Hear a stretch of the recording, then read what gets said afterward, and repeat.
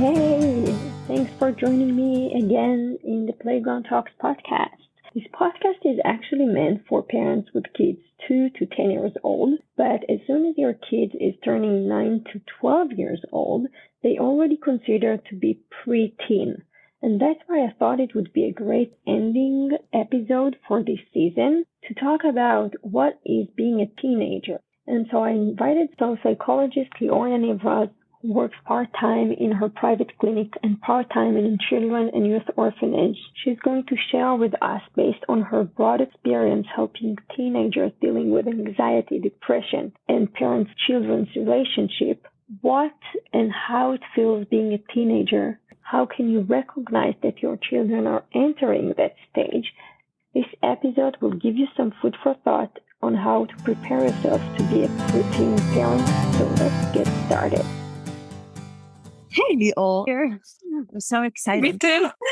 Finally. Yes, we did it. I do like to start with asking. Yes. As a psychologist, you had so many options to choose who do you want to work with. And I'm wondering, why did you choose to work with teenagers? Oh, I love this question. I remember this age, and I think it's a very lonely age. It's a very difficult age, and I think everyone needs someone to talk to understand themselves. I think parents really would like to do that, but it is natural for teenagers to turn to someone who is not their parent. I totally get that. I think it's one of the most confusing stages for parents, because in one hand, they hear a lot from their kids. Go away, I don't want to talk to you. But in the other hand, as a parent, you feel that they are struggling with something and you want to provide the support. But honestly, I'm so glad we have this conversation, because sometimes I also not sure what to do. So I'm so glad I'm having you here so you can put some light on these really shadow parts of being a parent. Yes.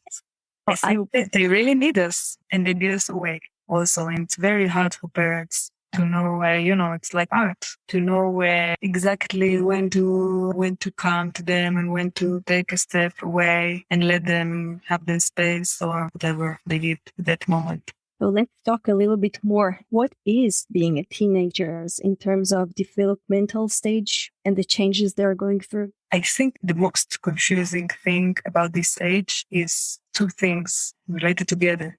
It's the physical changes that they feel and they see. And sometimes, facial features, they go or wrong, or everything is not in place as it should or they want it to be. And they are evolving. The frontal lobe is more developed, and they are capable of enhancing abstract ideas, abstract concepts like emotions, like politics. But it is still very immature. It's a starting stage. It's not like us, grownups who has experience and have understanding of years over the years. It's only getting started with them. And they have this physical involvement on one hand, and then this mind-blowing stage on the other hand. And they really feel like they're understanding the world better than everyone else, and they really know everything better than everyone else. And actually, they have a lot of doubts, a lot of not knowing things as they would like to know.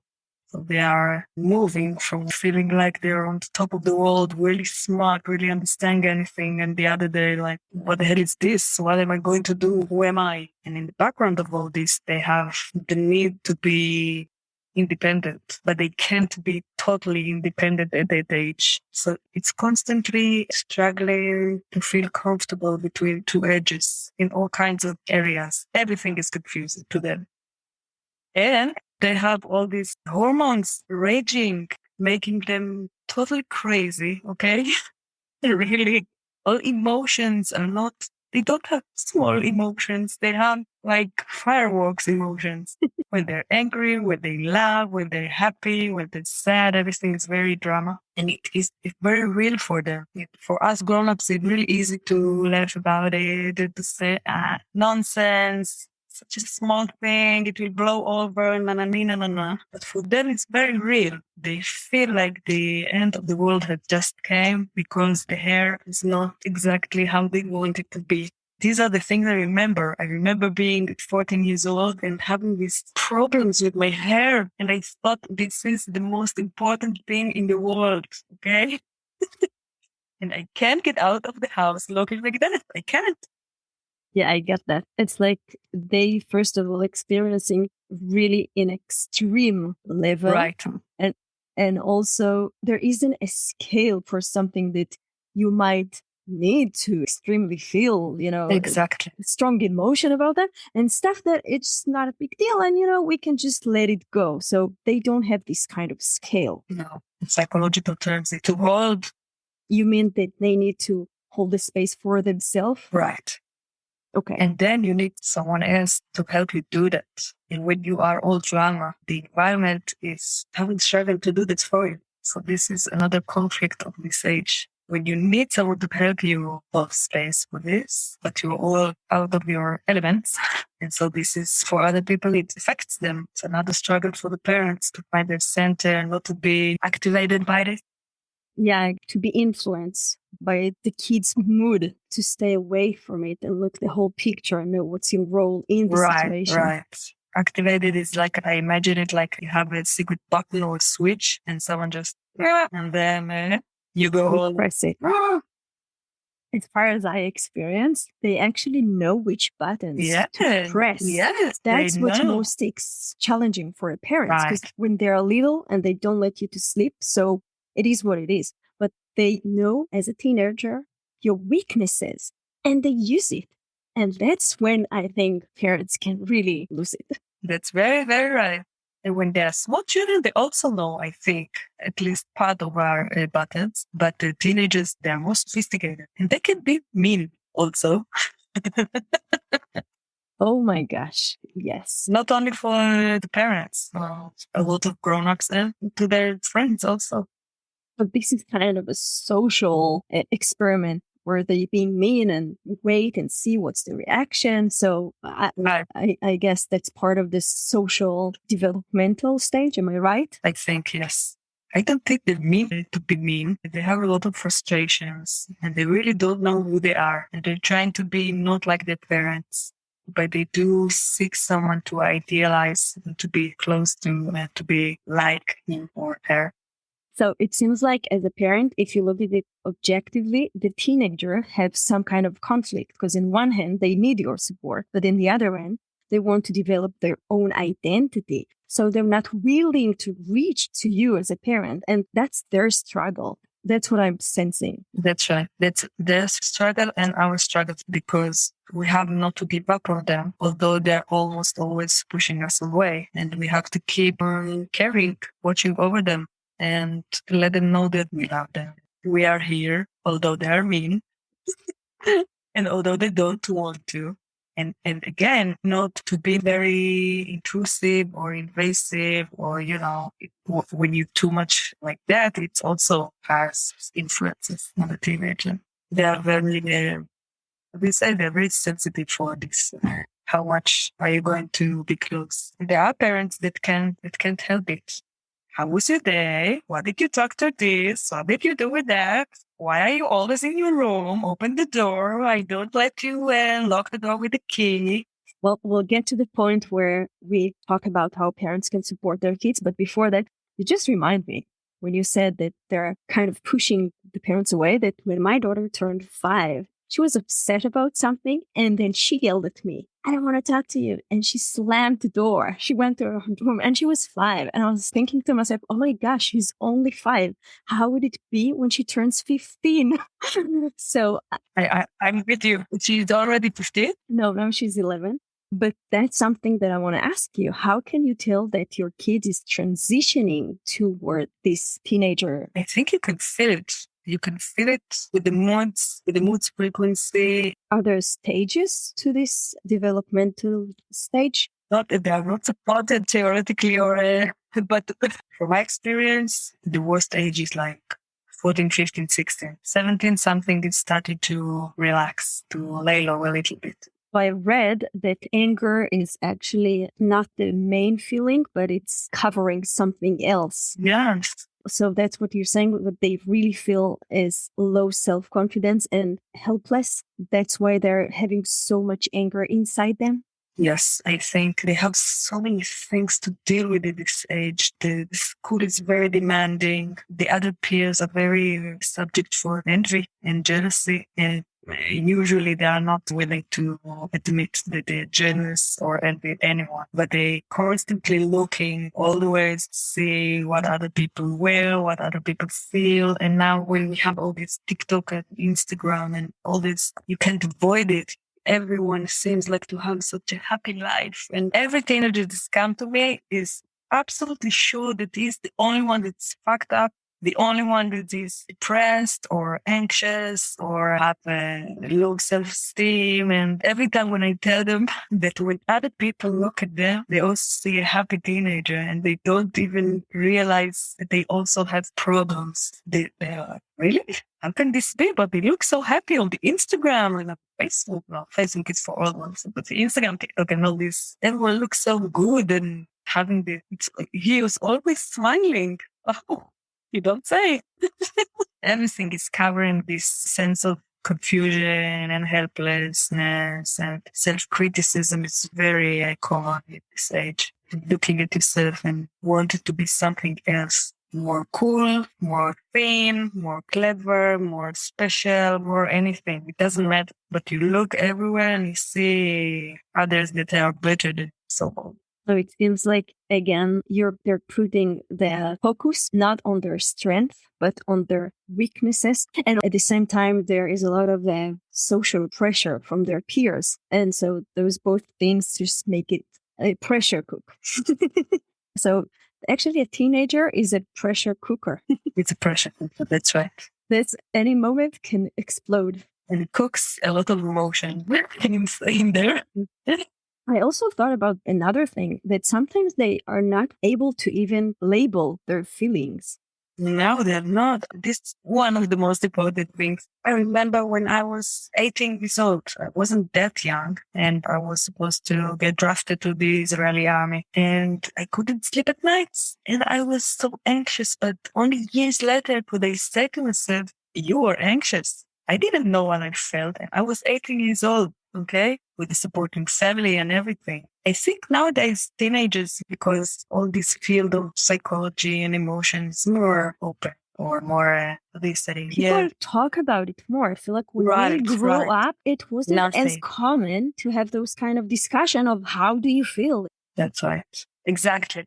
But who talked with their parents about it? They're like, second generation of Holocaust or something. Their parents, their generation was so survival. They don't have time to talk about emotions. And so I think this is very important because they know they have all kinds of emotions, but they do need help to articulate the right way, because sometimes I'm saying, okay, I'm going to say a lot of sentences, a lot of options, and you choose which is the one. Like you were insulted, you were angry, you were humiliated, you were scared, you were happy. And then they say, oh, this one. They need help to, handheld fan of colors. And instead of colors, they need to write emotions and to choose from. So I had this really smart teenage in the clinic that had a friend. And one day she told me, this one translates every emotion to anger. It was very smart to say that he was angry all the time. When he felt helpless, he was angry. When he felt sad, he was angry. When he felt weak, he was angry. Everything translated to anger. Coping a strategy, being anger. Right.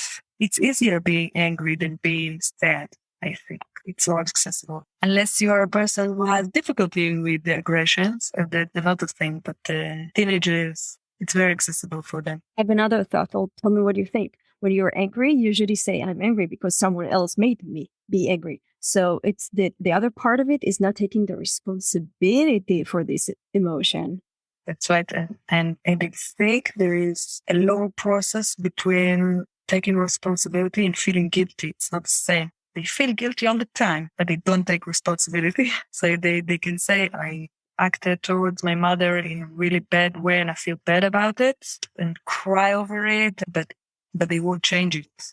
Something about feeling guilty is like letting them off the hook. They feel guilty, so it's okay. You know what I'm talking about? I get And being responsible is like being grown up. on the hook. So it's a process. So I'm wondering what's the difference between feeling guilty and being ashamed of something?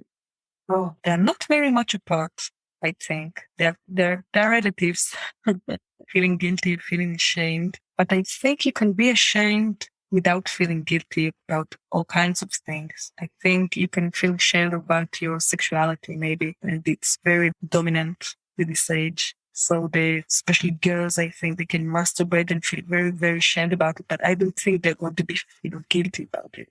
Guilty is when you feel you did something wrong, but not something that must be embarrassing by definition. It's like depression and anxiety. They go together a lot of times. You're not necessarily feel guilty and you are ashamed. So what I'm sensing that as a parent, if I help my kids to label their feeling and to take responsibility, this will help to find a more healthy strategies to operate in the world. Right. I think to take responsibility is like a high aspiration. As parents, we have to be like the container for the feelings. We have to be very patient to set borders. I mean, not to let them talk down to us too much, not be very activated by it. It's like when they insult us, not to say, you ungrateful brat or something like that, but rather say, I see you are angry now, but I cannot let you talk to me like that. And I will talk to you later or something like that. And then come and talk later and say, are you okay now? Do you want to talk about it? I'm here if you want to. And then you go away, not to be too pushy, to be sensitive to your kid. Respect their private space. Like space boundary and respect their time. I do want to say something about boundaries. So they really tend to push those boundaries. Right. And I'm wondering if you resonate with the term parenting authority. I think the fact that it has a title now, it's disturbing because it means that I think we as a generation has lost something about authority towards children. And that's why we have this term.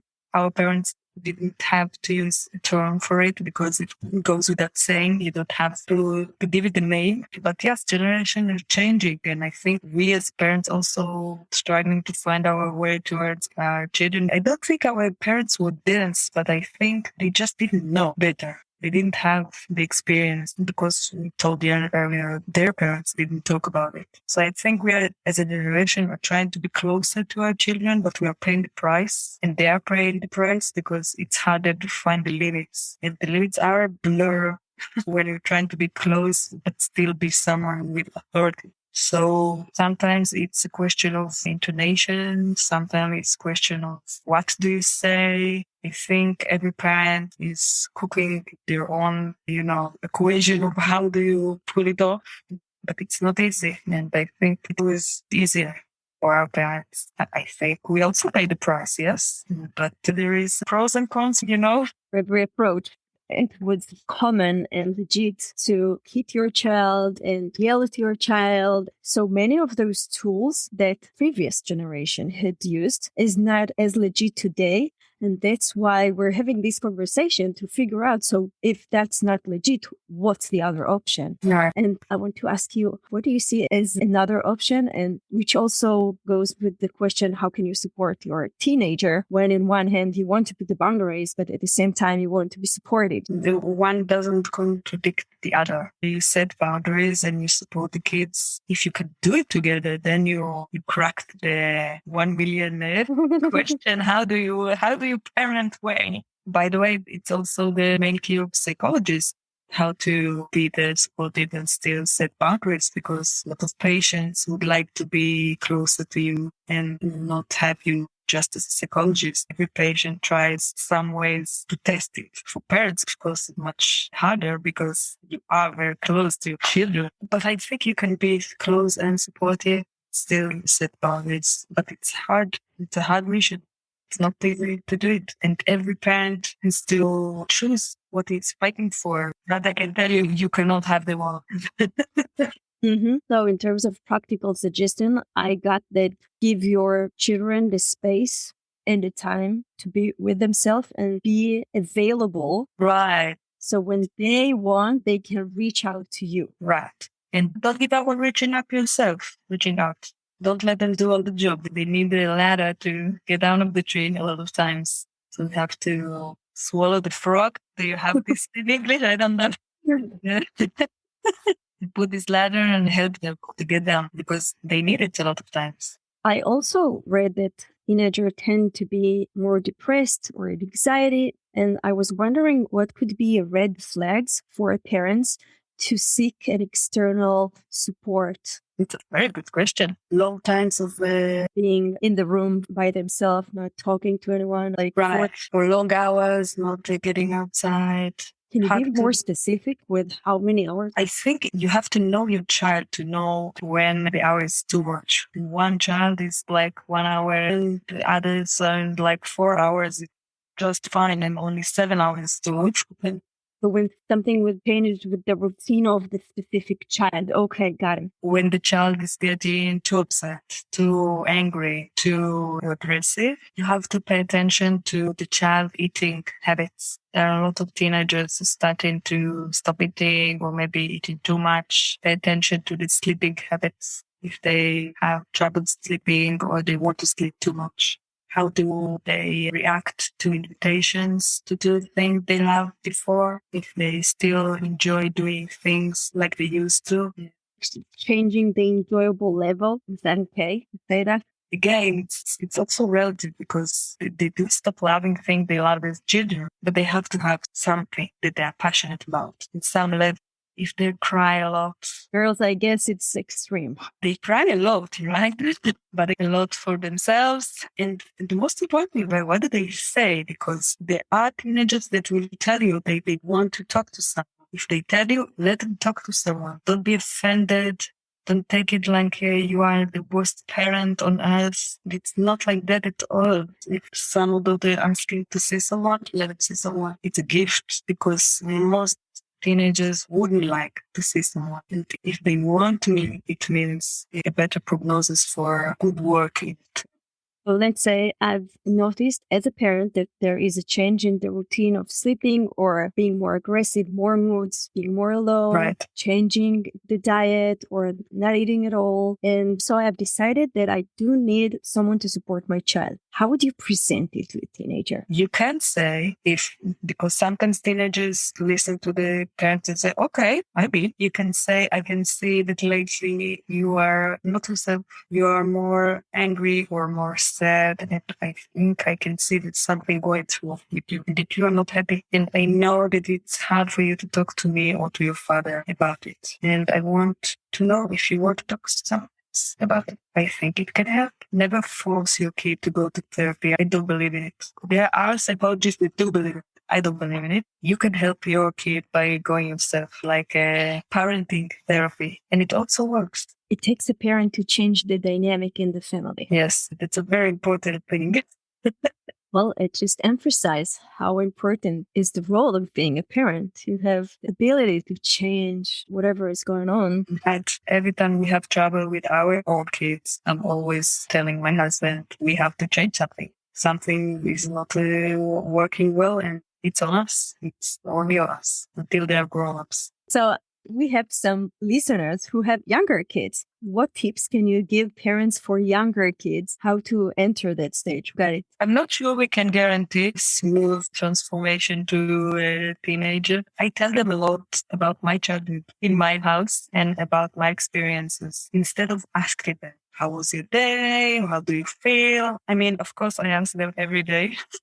And of course, they tell me, oh, it was fun. It was okay. And then I remember that it is not working. And sometimes I just tell them about my day or something that reminds me this and that. And that opens conversations. My children are young, but parents to teenagers, when they tell them about their experiences as teenagers, it does two things. One, the parent himself remembers how it feels like to be a teenager. And it gives the teenager the feeling that he understands it, that the things he was going through the same things.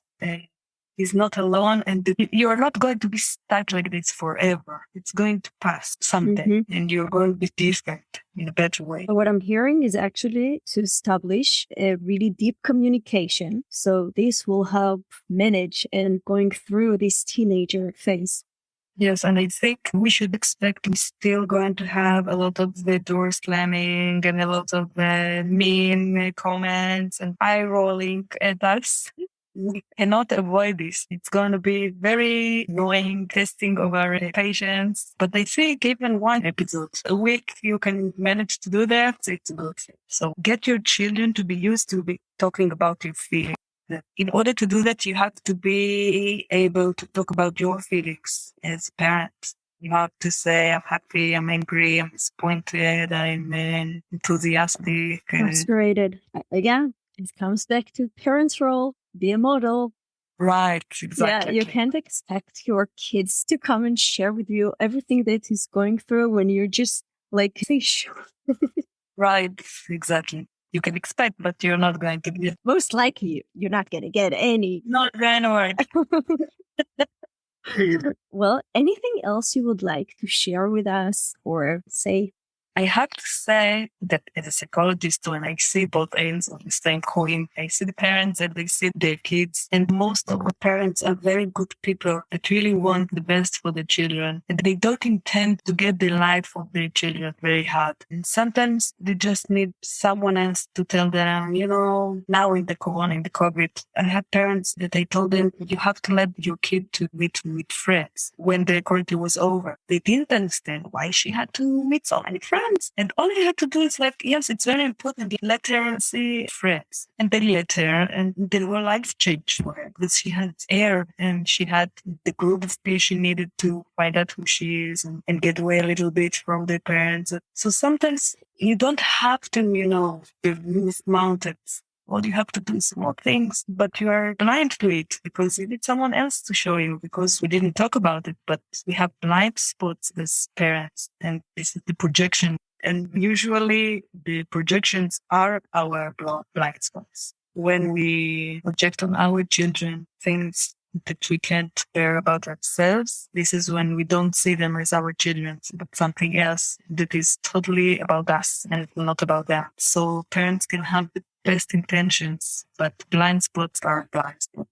And everybody has them. I have them, and every psychologist has them. So what would a parent ask himself to discover those blind spots? Oh, you must go to therapy. Oh, got it. I recommend it. Because the problem is that the blind spots, so you are not aware of it. But maybe your spouse can help you, or maybe you can sometimes feel that your reaction was over the line and you don't understand why, or your feelings are very strong and you say, but I'm not sure it's about. But a lot of times you need someone else to help you understand it because you don't see it. Oh. But you really have to have good intentions to find it. I guess it's not only good intention, it's also the courage to be willing to change. Because the most convenient thing is to change. You have to have a lot of courage in order to know your blind spots. To change is like the second step. The first step is admitting that you have doubts of yourself. Your kid is not blamed for everything. Yeah. Over 10 years ago, my colleague told me before I had my own kids that the kids will be my best reflection. Right. And I remember that. And I told myself, I guess that he's right. And then I didn't know how much and how deep it is true. And, all your own constraints and dreams that never came true and all those things you see in your kids. And then you need to make this work and say, okay, is it really about the kid or is it me here? Need to do some work. And a lot of times the kid is not disturbed at all by something like, I don't know, failed the test or fought with a friend, that we take it very this is ours. So anything else to sum up? It's a hard work. We don't have magic solutions to nothing. I wish I had this, but it's not. You have to step by step and deep breath. Would you agree with compassion and curiosity? Being compassionate to your kids, just ask yourself, what is he going through? And curiosity is ask the question. I just don't assume. Just ask the question. If he wants, he'll tell you. If no, step back. And It's a primary principle in psychology. You have to be curious and empathic to understand who is before you. Of course, it's much harder with a child, with your child. With another child, it's not so difficult, but with your child, it's very difficult. You're emotionally attached. Let's make the whole story different. Lior, thank you so much for this insightful conversation. Gesundheit. Gesundheit. I would say gracias.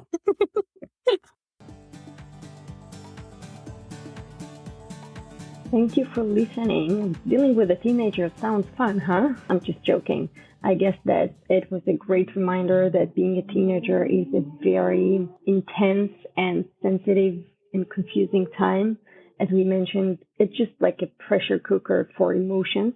And much like the sex education conversation that I had in the previous episode, a lot of what Lior talked is just planting the seed and having a deep conversation, a real connection with your preteen. So as soon as you become a teenager, he can feel a safe place to come to you and talk to you, or being aware and ask to have an external support. Another takeaway from Lior is that we really need to pay attention to kids' habits, such as eating habits, sleeping habits, how much they like to hang out with friends. And so as they turn into this preteen and teenager period of their life, we can catch the moment when they need an extra support and be there for them. So as I mentioned before, this is the end of season 1 of the Playground Talks podcast. In the next season, we'll be focused on resilience. We'll talk about what does it mean to be resilient and how can you support your child to build resilience. We'll also talk about habits and how healthy routines look like and how can we publish those healthy habits. And we'll have an episode around what can you do in order to stop the meltdown before it's even started. So thanks again for listening, and thanks for giving me the feedback. And feel free to follow me on Instagram or connect by email. I really like getting the messages from you, and it really helps me to create the outline based on your challenges with your kids. And if you haven't gotten the chance to write and give me the feedback, so please go ahead and look at the show notes. My Instagram handle and my email is there, and I am really happy to get the feedback from you. And don't forget, until next time, treat yourself and your kids with compassion and curiosity. Bye!